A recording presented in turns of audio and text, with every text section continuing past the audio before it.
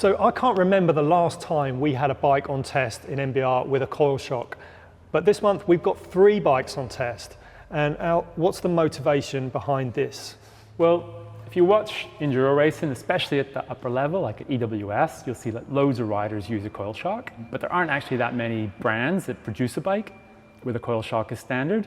So I've got the 3 brands, Mondraker, Santa Cruz, and Giant, that all have a production enduro bike with coil-sprung suspension. So why are there so few brands selling coil shock equipped bikes?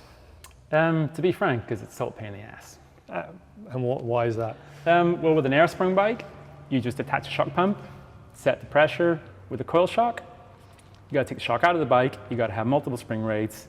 It's just not as convenient. So what are the advantages then? There's 3 key advantages. The main one being that there's improved small bump sensitivity and grip. The spring being wrapped around the shock also means there's better heat management, both for the damping and the spring. And the final one is just consistency. The spring rate is linear, so it's really constant. What about the bikes themselves? Okay, well, let's start with the Mondraker June XR.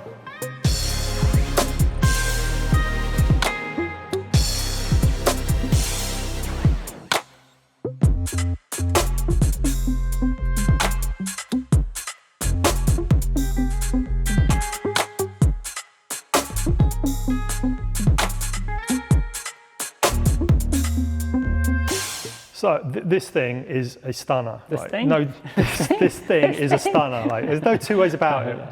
But I've got a question. Is forward geometry still as relevant as it was when it first came out? 100%. This is a size large, and it's got a 493 mil reach measurement, which basically dwarfs the other 2 bikes in test.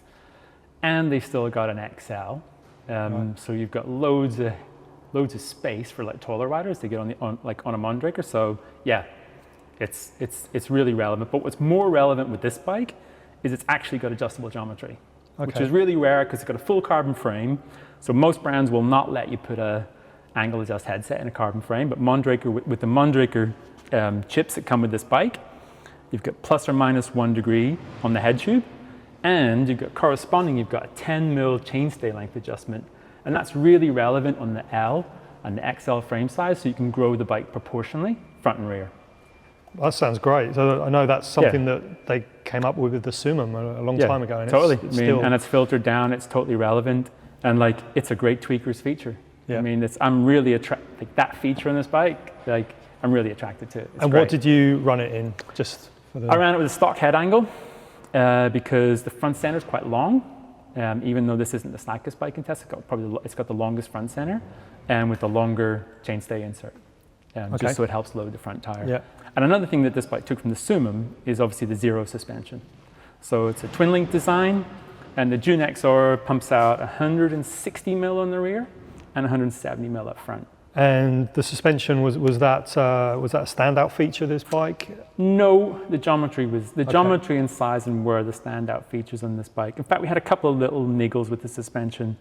The Fox fork had a top out. So if you run the rebound damping on the fork in the more open settings, which you need to do with this fork, the fork would top out. Okay. It's not like a big metal on metal clunk, but it's noticeable. And so when you pull out of a corner or when you pop the front to manual or jump, it'll do like a little thud, like a little toot, which really you do not expect to have on a 7.5 gram bike with a 1,000-pound fork on it. Is that an isolated incident? Or? No, that was an issue with the 2018 Fox fork, and Fox has since addressed that by putting a bigger top-out bumper in, which solves that problem, but actually eats into your negative spring volume a little bit. Okay. So the fork, I've ridden a couple of the new forks, and I don't think they're quite as sensitive. Basically on small bumps, so it kind of swings and roundabouts with that. And how was the rear suspension? The rear suspension, I think in any other test, the rear suspension would have been good. But against the Giant and the Santa Cruz, which, especially with the Giant, because the Giant shock is mounted on bearings, top and bottom, the sensitivity is incredible. And what you notice with the twin link zero suspension is because the shock's getting compressed from both ends, you actually get kind of double the rotation of the links. Yeah. And this shock's got bushings top and bottom, not bearings. Okay. And basically what you noticed was that it wasn't as sensitive. Okay. It was really good on big hits. It's really good. It's really well controlled. And like an added advantage of having the Fox shock over the Ruck shock is that the spring rates come in like 25-pound increments, so you can really fine tune the sag on it. But it just didn't have that pitter-patter feel that you get on the Santa Cruz and especially the Giant. Okay. And what were the other kind of elements that really impacted on the performance of this bike? The tires. Okay. So this is this bike I think is, well, it's over 7.5 grand, and it came with 60A, Right. 2.3-inch Maxxis tires. And I mean, it's an enduro race bike with 170 mil fork, 160 mil in the rear. It should not come with those tires. I mean, you and I both know you'd maybe run a 60A on the rear for fast roll on a flat track, but really on this bike, the minimum it should have is C3 compound and probably 2.4s or 2.5s, maybe a 2.5 up front. Yeah. Yeah. So obviously you can change the tires. Yeah, that's easy to do. The problem was it was already an expensive bike in this test anyway. It was the most expensive bike in the test. Okay. So I love the geometry. I love the sizing. I love the fact that you could change the geometry, which is like, that's just a gift. Yeah. But the suspension, especially I mean, obviously the fork shouldn't have that top out, and it doesn't now with the new version. Yeah. But I still think the shock needed that pitter-patter approach, and Mondraker's actually addressed that for 2019. Okay. So this bike's got for 2019, it's got 170 mil travel in the rear, and it's gone to a trunnion-mounted shock. So it's got bearings in the upper link. Okay. So that should really help with the sensitivity. And there was one other little thing about the bike. It's not got a boost rear end. Right. The new bike does. But it's a boost fork. It's a boost fork. Weird. So you've got kind of mismatched wheels. So I think Mondraker's pretty much addressed like the key criticisms we had of this bike. So it's gone from being like a good bike. Hopefully the new version should be a great bike. Oh, sounds good. Yeah, it'd be amazing.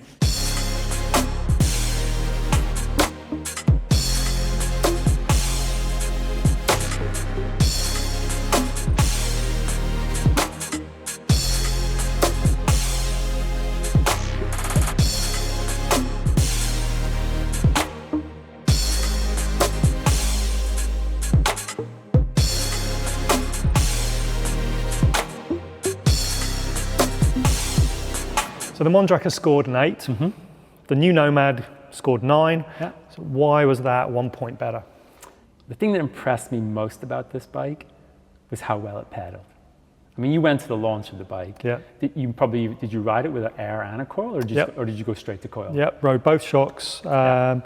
We did a big 3-day traverse across the Alpes Maritimes on this bike, so I rode it a lot. Yeah, I mean, I think I said it in the first ride, I was blown away. It's incredible, isn't it? Yeah, you think you shouldn't be able to get away with being able to pedal a bike with that much travel and capability so well and so efficiently.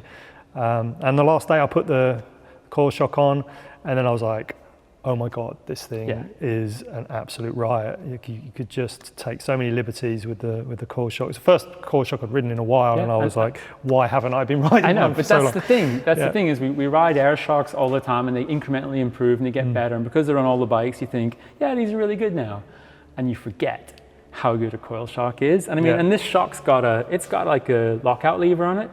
I don't know about you, but I never used it. No. It doesn't need it. Like, I mean, the latest version of the VPP suspension does what the old version did, as in it pedals really efficiently, but the suspension's just so much more neutral now that the shock's being driven by the lower link. Yeah. I mean, it's incredible. It's a have your cake and eat it bike, isn't it, really? It is, and I actually said in the magazine that this is the bike to buy if you want a 170 mil travel bike, but maybe don't need 170 mil travel. Yeah. Because there's no penalty to having it. Yeah. You're riding around going, well, it climbs. It's the best climbing bike in this test. In fact, I think it's the best climbing long travel bike I've ridden. Yeah. Would you agree with that? Yeah, totally. As long as you put it in the high geometry setting. Well, it depends what you're climbing, doesn't it? Well, so if you're climbing fire roads, I climb fire roads and bomb down the trail. If you're climbing more technical trails, then but you can do that. It's super easy to do. It's got that feature built in. My criticism of the Nomad is it's still a little bit short. Yeah. Like, it's the shortest bike in test by quite some margin. Yeah. I'd probably, if this was, I mean, it came with a 50 mil stem. If you wanted to run a shorter stem, you definitely want to upsize a frame. Yeah. I mean, the stander was really good on it. Yep. So that's easy to do. But I still think for like the tallest riders, they'd be better off on a Mondraker. Yep. Just purely because of the fit. Even though I don't think the suspension response is as good and it doesn't pedal as well, the bike's going to fit you better, and you can make it fit you better because you can adjust the geometry too. Yeah. So it's a little bit conservative on the sizing. Yeah, conservative on the side, but not conservative on how you can ride it. Totally. I mean, you can ride this bike flat out. So that was probably my only criticism of this bike. So yeah, I mean, I loved it. I love riding it, and I mean, and I think it's a bike that you could actually have this bike exclusively, and not have a 140, 150 bike like to run alongside it, because you're probably going to have like a Lyric or a Pike on your other bike anyway, or the equivalent like build fork, and there's not much weight penalty for having the coil shock on there. So maybe with the RockShox shock, it might be a couple 100 grams because the spring's a bit heavier than the Fox shock, but why wouldn't you have it? Yeah. So this test was focused absolutely on the best enduro race bike, wasn't it? It was, yeah. Now, if we were looking at, say, the best kind of bike park, fun, kind of do it all mountain bike, do you think this would have maybe won the test? Or yeah, it could have. Yeah, totally. So it's totally down to the remit of what you're going to do with it. And like, I mean, it's they're 160 mil plus travel bikes. They've got coil shocks on them. They've got 2.4, 2.5 inch tires. Some come with, they're big burly bikes. And I think that if you're going racing, there's a better bike than this. Okay. If you're just going riding for fun and you're going to do a load of climbing and you want, and like I said, maybe you're riding trails where you don't have the gradient and maybe you don't always need 170 mil of travel at your disposal. Yeah. This is the bike. Okay. For sure. Well, let's go and have a look at this other one then. Yeah.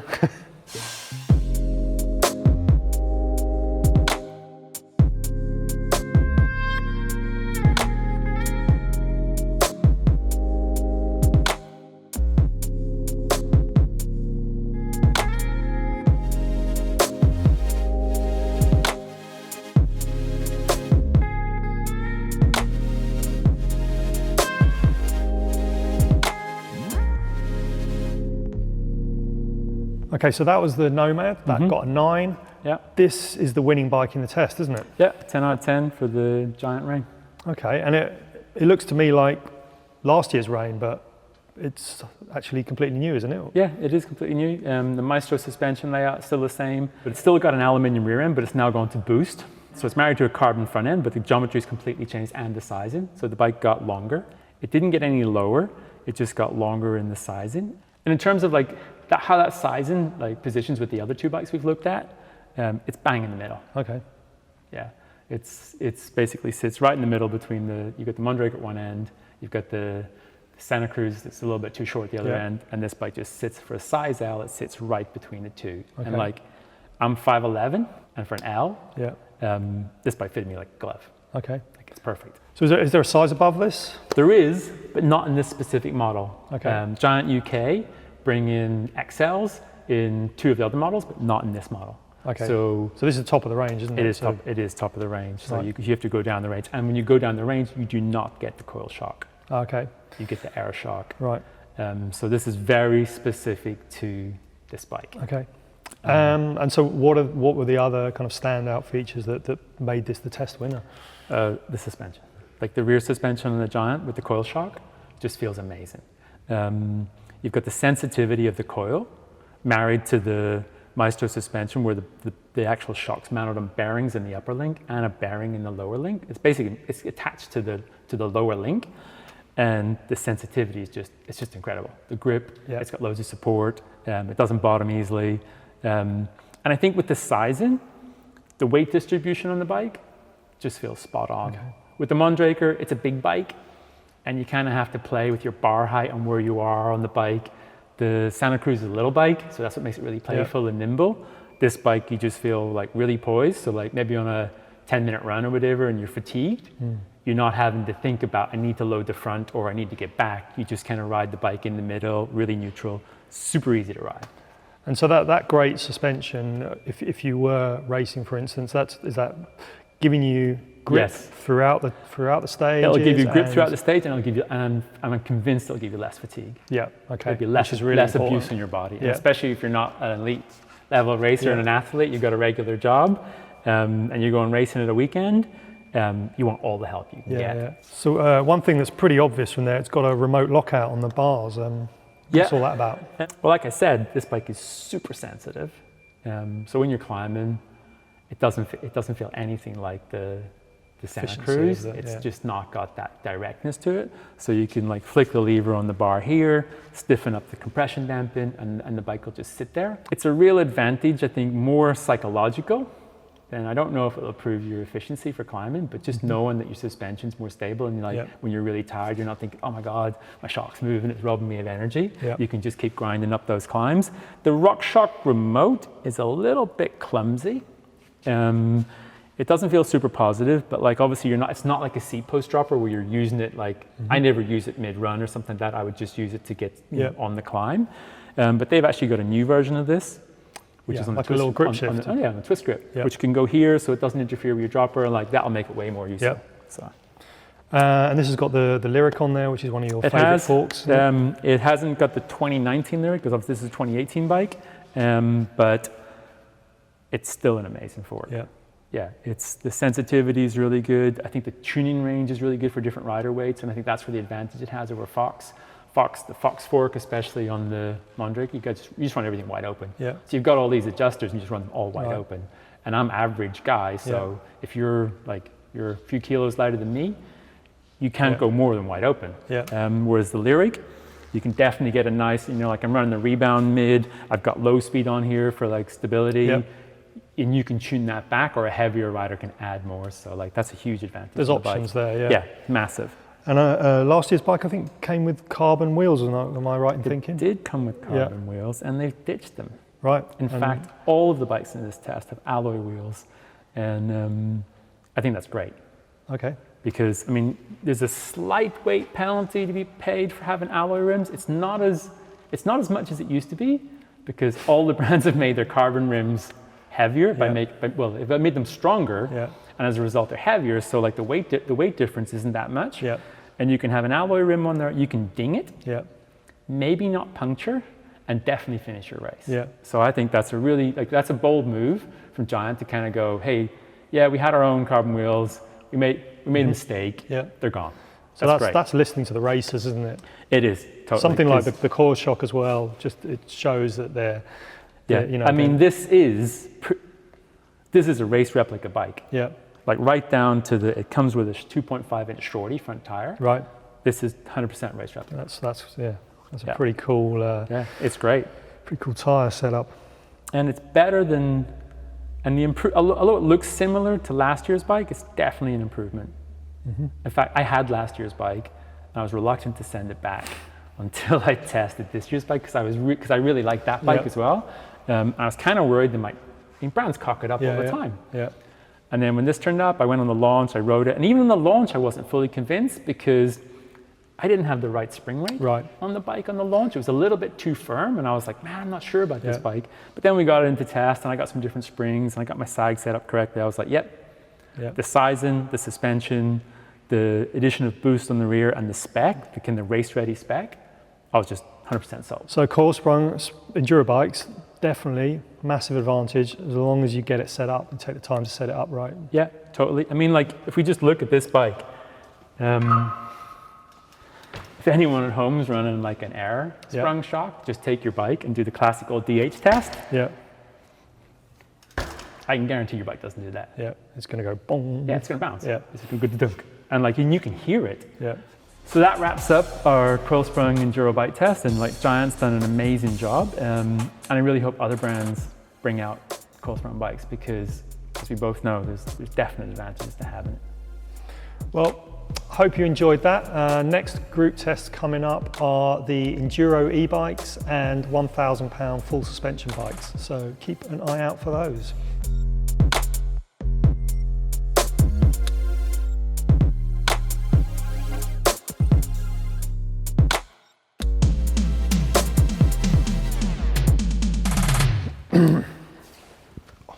Number 2.